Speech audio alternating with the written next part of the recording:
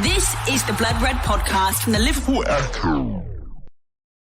Norwich 0, Liverpool 3. Welcome along to the debrief here on the Blood Red YouTube channel with myself, Guy Clarke, and Matt Addison, as we bring you reaction to the Reds reaching round 4 of the Carabao Cup. Pretty routine stuff in the end at Carrow Road. Takumi, Minamino and Divock Origi on the score sheet.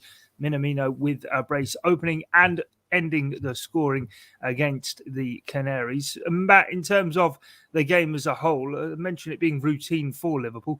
To me, never felt as though they really had to get out of second gear. They might have had to get out of first. It wasn't quite walking pace, but wasn't much beyond that. No, to be honest, I think they could have walked it and still would have won. Maybe not 3-0, but maybe 1 or 2. I think, the gulf, even with all of those changes, was just really, really obvious there. And Norwich, disappointingly bad. I think that obviously they've made a couple of changes as well. They've not had an easy start to the season themselves, but even so, you can only beat what's in front of you. And Liverpool with plenty of positives. I'm sure we're going to go through them. Plenty of individuals to sort of praise and think about how well they've done there. But yeah, for Liverpool, straightforward, easy, really, really good performance from a few different players there. So yeah, plenty of positives and fingers crossed, no injuries either. So yeah, a decent night all in all. Yeah, if you want to let us know anyone who stuck out for you joining us here on YouTube, do let us know in the comment box and we will try and put as many of them on screen as we possibly can. But Matt, I think we've got to start with the man who opened the scoring, Takumi Minamino. We've been talking on the Blood Red podcast quite a fair bit through the course of pre-season and into the early stages of the season when he's going to get his chance, if he's going to get his chance. He's been on the bench an awful lot, but he was given a start today and didn't take all too long to reward Jurgen Klopp's faith that he put in him. Yeah, it was a really good performance from him today. I mean, again, it comes with the caveat of it was only Norwich, and Norwich are not very good, but I was really impressed by him. I think he was one of those senior players that really took his opportunity there, obviously, with the 2 goals. The second one was a really clever finish, actually, I think, and the first one just instinctive, gets away from his marker. Again, really, really poor from Norwich to leave him completely unmarked inside the 6-yard box. But he kept his composure and put it underneath the goalkeeper. So I think he was really good all in all. Obviously, the 2 goals stand out as being obvious moments of little bits of quality from him. But there was other bits as well. I was impressed with him when he played, further forward in the first half. He seemed to be a lot deeper in that second half, almost playing a midfield role. And in both of those positions, he does look a lot more physical this season. I know we said it a lot in pre-season, didn't we? We sort of look at him slightly differently now to when he first came in.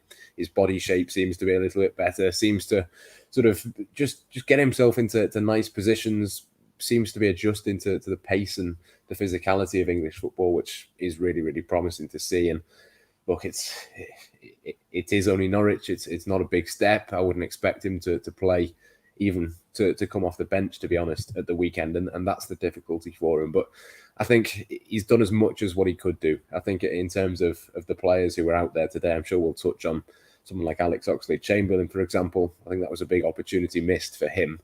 In terms of Takumi Minamino, you can only beat what's in front of you, and he very much did that tonight. Yeah, well, Roberto Firmino has been out with injury as well. And I suppose he can only take chances when they present themselves. And as you said, mentioning there the physicality, whether he's now adapting to sort of the rigours of English football, it will be interesting to see if Jurgen Klopp does opt for kind of putting a bit of faith into Takumi Minamino. Of course, easy for me to say. Of course, it is the visit to Brentford at the weekend, but I suppose it is big for Jurgen Klopp knowing that he does have forward options that he can pick and choose from. And Divock Origi, with his first goal since the 3rd round of the Carabao Cup last season, seems to me, Matt, to be getting back towards his best, or at least his kind of old self of looking threatening at times. He had that effort as well that he curled just wide of the post as well in the second half, and he did look as though he carried a threat, which I think for long spells of last season it wasn't quite the case to be able to say that.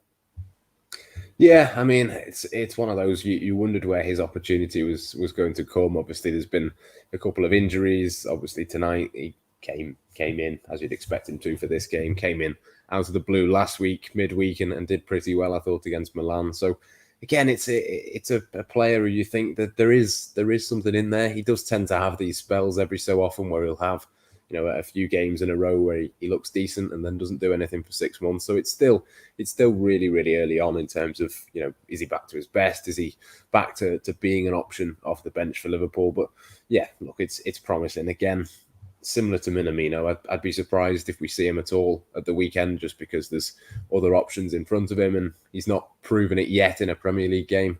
I think it's very easy to look good against this Norwich team. Obviously, Milan is slightly different and he did okay then as well. But for me, I don't know, you're left wanting a little bit more. I think as much as you're impressed with him tonight, you're thinking, well, where's that been for the past year or so between his last goal and this one? Yeah, I'm still not quite convinced by him, but there were certainly promising signs, I think, from him.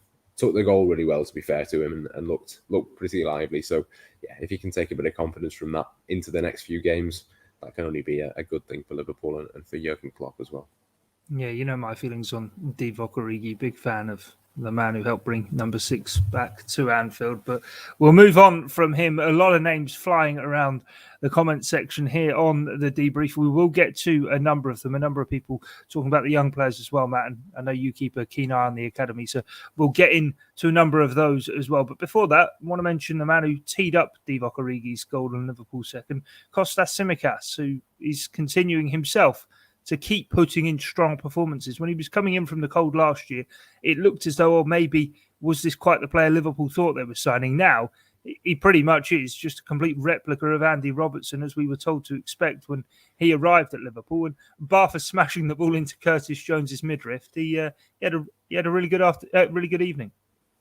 Oh, I love him. I think he's brilliant. I think you could not pick a better player to back up Andy Robertson. As you say, he's just a carbon copy stylistically. There's not that much difference in quality, to be honest. I think the biggest concern with him is at some point he's going to want to play every week because he's quite clearly good enough to do that for a top team. I think, Liverpool's recruitment, we've known for a long time now, it's been the case that they get it spot on. But this, in terms of, having a backup who is the same style as Andy Robertson, I don't think they've made a better signing in that regard. There's nobody else anywhere across the squad where it's replicated almost identically in terms of, the crosses. I think I saw a tweet before that said he's been involved now in 6 Liverpool goals already this season, which, it's really quite incredible. And you think of, his crosses, he can go deep, he can get to the byline and pull it back.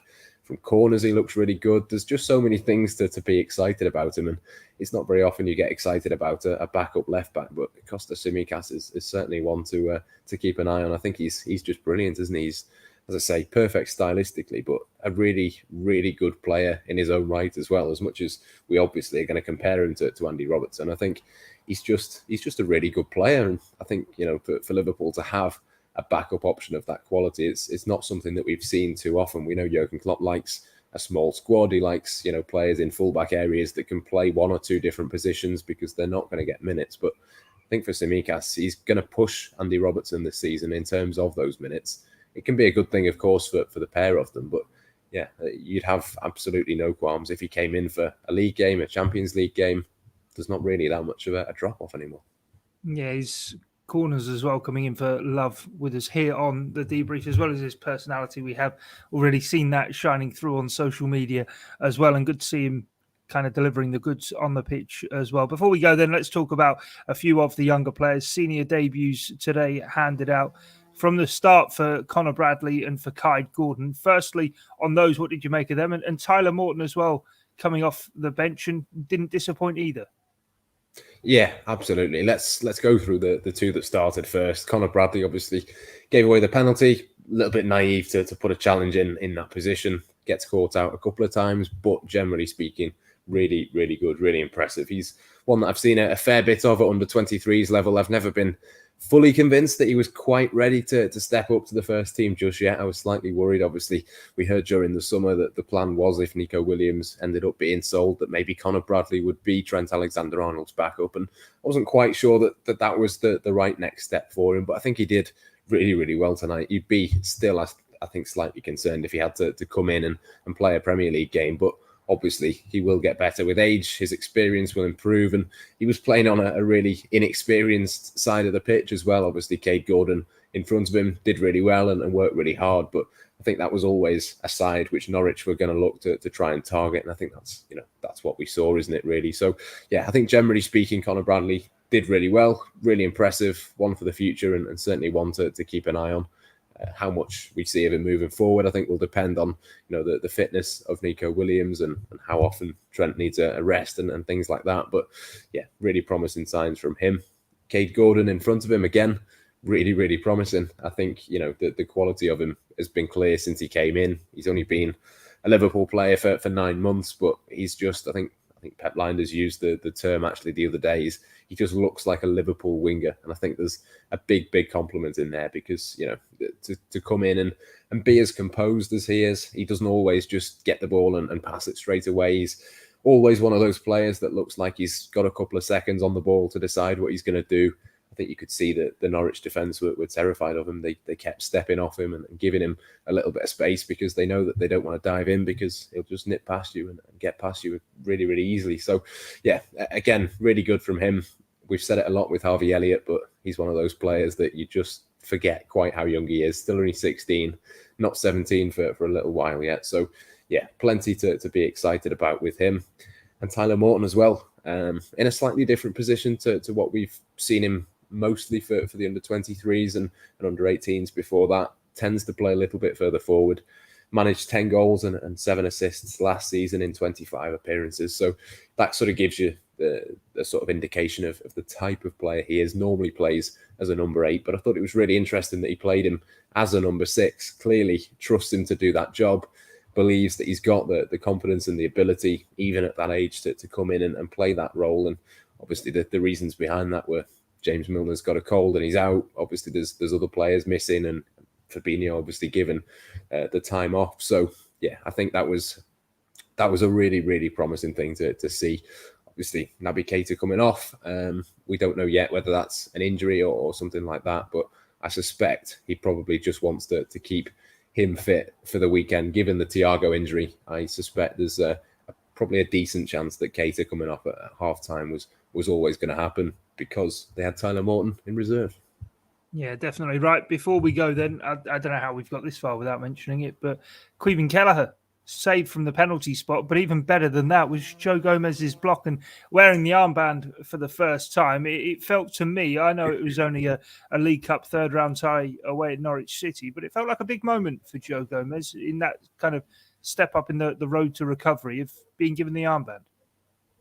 Yeah, again, another one that you forget how young he is. He's only 24, isn't he? Not long turned 24 as well, but it does sort of seem like he's been around at Liverpool forever. But yeah, I think we saw a glimpse of the future a little bit. Joe Gomez as captain, Ibrahim Konate alongside him. I think we'll see that a few times moving forward over the next few seasons. And yeah, was really, really impressive. Again, it was only Norwich, but again, it was only his second game back, wasn't it, after a long injury? So I think you can sort of take the positives in terms of that. Obviously, a really good save from Caoimhin Kelleher. Did a couple of decent headers as well. Obviously, that's something that Liverpool need from a goalkeeper. I'm sure Addison would have been watching that with a little bit of a smile on his face watching him do that. And again, we've spoken about the high line, the centre-backs. Obviously, with Gomez and Konate playing, you can do the higher line. You can build yourself up from the pitch. And of course, Kelleher, in terms of being able to come out and head that ball clear, is a huge part of that. So, yeah, really promising, really good signs from Gomez and from Kelleher, from Ibrahim Konate as well. But yeah, those two in particular, I think were really, really good tonight. Any idea who you fancy in the next round, Matt? Just a home tie would be nice, and not Manchester City, ideally. Not a Premier League team for the first time in a long time. That would be ideal. Yeah, would make a change as well, wouldn't it? It certainly would. But anyway, that's it from us here on this edition of the Debrief. Thanks for joining us here on the Blood Red channel. Do make sure to like, rate, and subscribe if you aren't already subscribed to the Blood Red channel. Jurgen Klopp's post-match press conference will be following us shortly. But from myself, Guy Clarke, and Matt Addison, thanks for joining us. It's bye.